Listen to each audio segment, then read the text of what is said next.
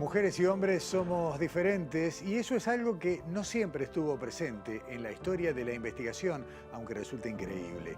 La ciencia no es solo un esfuerzo humano por comprender lo que somos y lo que nos rodea. Es también una interpretación, una serie de puntos de vista. La construcción del conocimiento requiere que ajustemos la mira, repasemos lo que aprendimos y tratemos de corregir todo lo que ahora parece incorrecto o al menos no se interpreta con nuestra realidad. Vamos a hablar de género, pero no solo en la proporción de quienes investigan, sino en la obtención de resultados y su interpretación. Hay que reescribir una vez más lo que nos parecía adecuado hasta hace poco. Bienvenidos a Sobre Ciencia, divulgando el Uruguay de la ciencia y el conocimiento.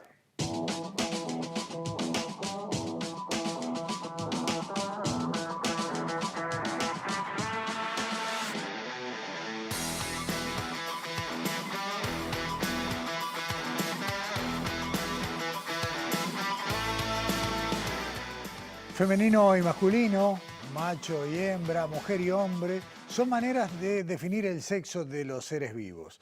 La mirada de género, que no se agota para nada en estos binomios, resulta imprescindible para que los resultados de la investigación científica sean los correctos. Y no hablamos de identidades de género en el laboratorio, hablamos del diseño de muestras, del desarrollo de experimentos, del trabajo con animales, más allá de las obvias diferencias fisiológicas. Nuestros cuerpos responden de la misma manera ante las lesiones, el dolor, las emociones o el mal funcionamiento de un órgano. ¿Y qué pasa con los animales de laboratorio? Los resultados de los experimentos, el diseño de muestras estadísticas.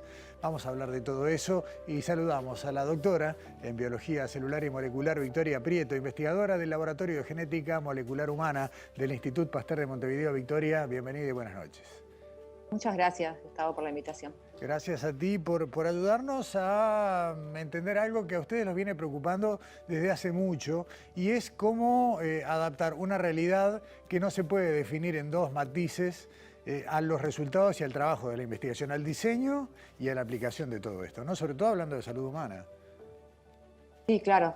Lo que estamos tratando de poner sobre la mesa es un trabajo conceptual que viene dándose en los lugares de liderazgo de la ciencia, como por ejemplo es el Instituto Nacional de Ciencia de Estados Unidos, que vienen planteando hace ya varias décadas que trabajar solo con un sexo en la investigación biomédica o preclínica no es suficiente como para dar resultados que permitan el beneficio de la ciencia para todas las personas. Claro. Eso en cuanto a lo que tú decías, ¿no? Una mirada de sexo que es en todo caso más fácil de ver como algo binario, pero después cuando la mirada se amplía y ya tomamos en cuenta los asuntos que tienen que ver con género, bueno, ahí es un universo extra que se abre, ¿no? Claro, lo que se está planteando es un poco complejizar la visión. Claro.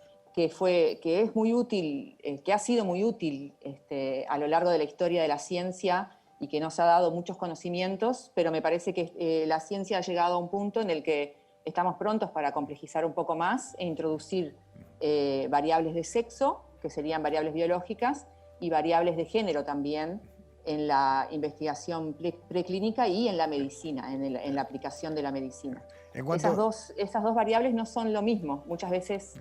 Perdón que te interrumpí, No, pero muchas veces se usa sexo y género como intercambiable, sobre todo en artículos científicos, y eso se está tratando de marcar la diferencia para que los científicos biomédicos nos demos cuenta que el sexo y el género no son exactamente lo mismo. Hablando, por ejemplo, de ejemplos y todavía sin entrar en ese escenario más diverso que tiene que ver con género, pero solo en sexo, tú hacías referencia a un artículo que publicaste hace algunas semanas, por ejemplo, a la diferencia en inversión en cuanto a lo que puede ser la búsqueda de tratamientos para patologías eminentemente masculinas contra la escasa inversión en patologías femeninas. Sí, yo hacía referencia en ese trabajo que publiqué a un estudio que se hizo de lo que se invierte en distintas enfermedades que son predominantemente masculinas versus lo que se invierte en Estados Unidos. Por ejemplo, la endometriosis es una enfermedad grave para mujeres que que menstruan y que está asociada a dolores fuertes en la menstruación y es incapacitante en muchos momentos. Y es una de las enfermedades que está menos financiada su investigación. Ese es uno de los ejemplos en los cuales se ve que el tema del conocimiento, también existe una brecha en lo que se financia y en el interés que pone la sociedad a resolver problemas que son de uno u otro sexo. Para ejemplo, funciona excelente. Ahora, cuando abrimos a la dimensión de género, ¿cuáles son, al menos en estas miradas que están empezando, como decías tú, a tratar de colocarse, cuáles son los primeros problemas que empiezan a aparecer a partir de lo que era la vieja manera de hacer ciencia? Sí, los temas de género es un tema fascinante, el entrecruzamiento de género con el sexo y en realidad abre la ventana a que trabajemos de forma mucho más interdisciplinaria de lo que venimos trabajando. El tema de sexo aparece mucho más en la atención médica. Hay muchas evidencias de que según sea una mujer o un hombre el paciente, el dolor o los síntomas como son referidos son tomados de una manera o de otra, con mayor o menor gravedad. Muchas veces se tiende a descartar el dolor que sienten las mujeres y a tomar mucho más en serio el dolor que sienten los hombres.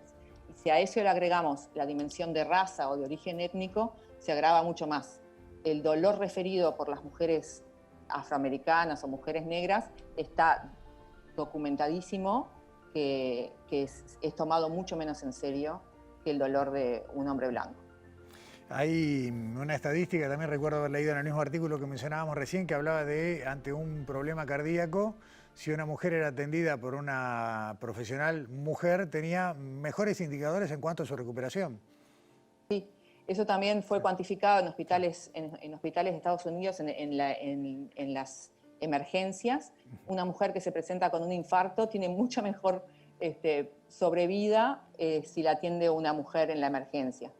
Y eso se debe a muchas cosas, en parte a esto de género, que estábamos hablando, de que el dolor de la mujer y los síntomas de la mujer van a ser tomados más en serio, y eso es un buen ejemplo de cómo se cruza el sexo con el género, porque también hay un tema biológico de sexo, que los síntomas de infarto no son exactamente los mismos en mujeres que en hombres. Y históricamente los síntomas de infarto han sido modelados sobre los síntomas de los que presentan los hombres. Entonces, cuando una mujer aparece con síntomas de infarto que no son los típicos, como el dolor en el pecho, el dolor irradiado en el brazo, que las mujeres no lo presentan tanto como los hombres, sino presentan más náuseas y otro tipo de síntomas, el personal de la salud no está entrenado para reconocer eso como un infarto. Victoria, entonces ese caso de las enfermedades cardiovasculares es bien gráfico de cómo se intersectan los temas de sexo y de género. ¿cómo bajamos esto? Porque tú hablabas de preclínica, de investigaciones, pero después hablamos también de lo que es la puesta en práctica, el consultorio, la atención. ¿Cómo se baja todo esto? ¿Cómo se trabaja para que esto empiece a formar parte del bagaje de conocimientos que tiene un profesional? Bueno, en ese sentido yo no soy médica, pero me parece que idealmente lo que tiene que suceder para que esto funcione es que, bueno, la medicina, mucha gente habla y dice que tiene que ir hacia un camino de medicina de precisión o medicina personalizada. Entonces, para eso me parece que va a ser fundamental la interdisciplinariedad, como mencioné antes. Científicos básicos como soy yo, científicos clínicos, personas que saben de ciencias sociales, científicos sociales, tienen que trabajar juntas y juntos para resolver ese tipo de problemas.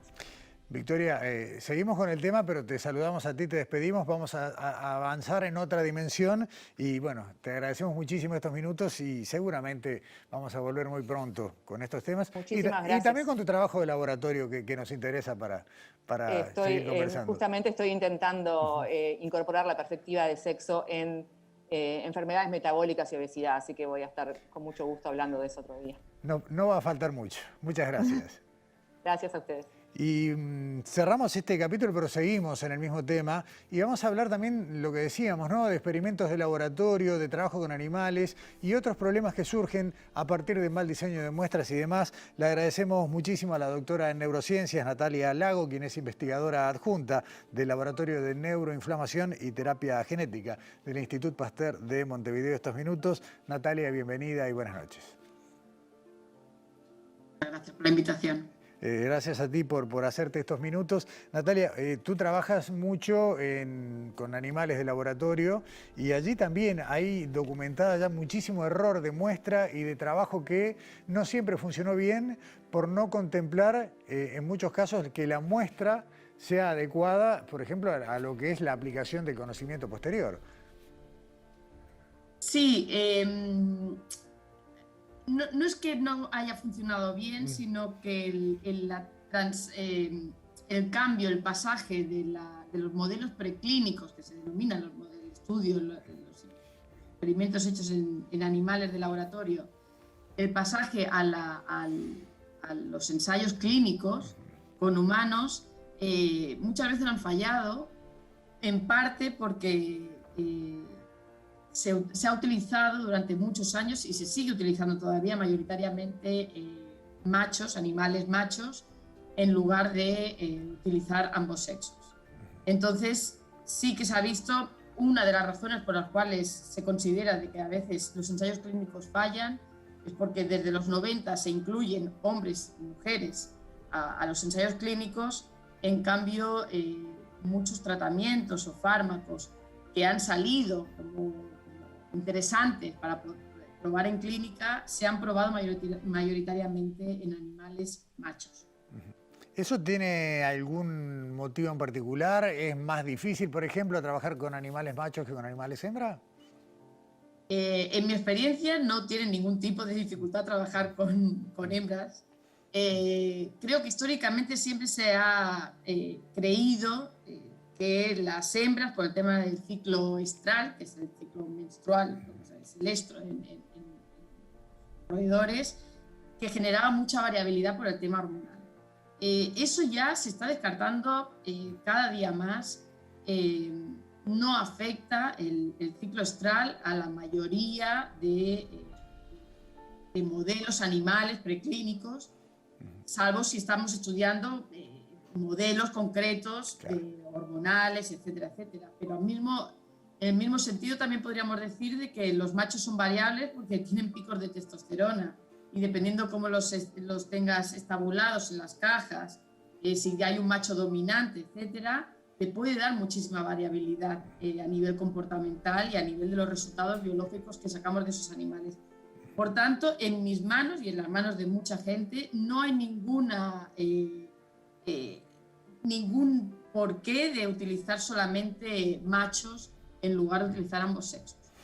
¿Cómo podríamos ejemplificar, Natalia, algún tipo de investigación, tal vez algo en lo que hayas trabajado recientemente o que tengas en este momento en curso, en el que este factor sea decisivo? Bueno, hay algunos ejemplos. Uno que es muy claro y que seguramente mucha gente entenderá rápido es el dolor crónico. Hay varios modelos de animales de dolor crónico y el dolor crónico, de alguna manera, conocemos a alguien que lo sufre en forma de migraña, de la famosa ciática, pero hay de dolores por personas diabéticas, etcétera, etcétera. Y si vemos la prevalencia en hombres y mujeres, está al 50%, incluso se considera de que más mujeres sufren de dolor crónico. En cambio, cuando vemos, y la industria farmacéutica está como loca desde hace muchísimos años buscando tratamientos y fármacos que puedan atacar ese dolor crónico que no se puede atacar con ibuprofeno o con los analgésicos clásicos. El tema es que la mayoría, ahora no sé los porcentajes, pero casi que en el 90% de los casos, todos los estudios que se han llevado a cabo con animales de laboratorio se han utilizado históricamente machos. Y no ha cambiado mucho, se siguen utilizando machos históricamente. ¿Qué pasa ahí? Bueno, hace como ya 5 años o 6 años, un grupo que trabaja con modelos de dolor y con modelos transgénicos, con ratones, etcétera, vio que las vías que procesan el dolor en la médula espinal y a nivel del sistema nervioso central, el dolor se procesaba de forma diferente en machos y en hembras. En machos estaba afectada una célula que se encuentra en el sistema nervioso central, que se llama microglia, y en machos el procesamiento del dolor no iba por esa célula. Sentían igual dolor, pero no iban por ahí. Si pensamos que algunos de los tratamientos o fármacos posibles o dianas terapéuticas que se llevan a clínica atacan esa célula que se ve afectada en machos, pero no se ve afectada en hembras, lo que pasará es eso, de nuevo, un fallo en que los ensayos clínicos, al menos en las mujeres, no estarán siendo bien tratados, ¿no? Este es un ejemplo muy clásico y muy característico y donde hay que cambiar el foco completamente porque nos estamos perdiendo el 50% de la población en ese caso concreto y, bueno, y que hay que seguir estudiando y la importancia de seguir estudiando las vías de señalización celulares, el procesamiento en diferentes tipos de patologías, no solamente en dolor. Me quedo con una idea, y corrígeme, Natalia, si en esto puedo estar equivocado, pero históricamente lo que sabemos en cuanto a ciencias básicas, clínica, medicina, abarca mucho más al hombre que a la mujer. ¿Conocemos más al sexo masculino que al sexo femenino? Y bueno, sí, no solamente en ciencia, ponemos a veces ejemplos de los test que se hacen para la seguridad de los autos y que se considera el muñequito que ponen ahí en el auto, consideran un hombre de 1,70 m, 1,80 m, de complejidad de 70 kilos, etc. Entonces ahí en el test de seguridad de los autos no entran prácticamente, bueno, mujeres o hombres de 1,50 m con otra complejidad o con una obesidad, etc. Sí, básicamente, y bueno, y lo que comentaba mi compañera hace unos minutos, toda la medicina, desde la ciencia básica hasta la medicina o otras disciplinas, siempre han puesto de ejemplo al hombre. Y bueno, y eso hay que irlo cambiando porque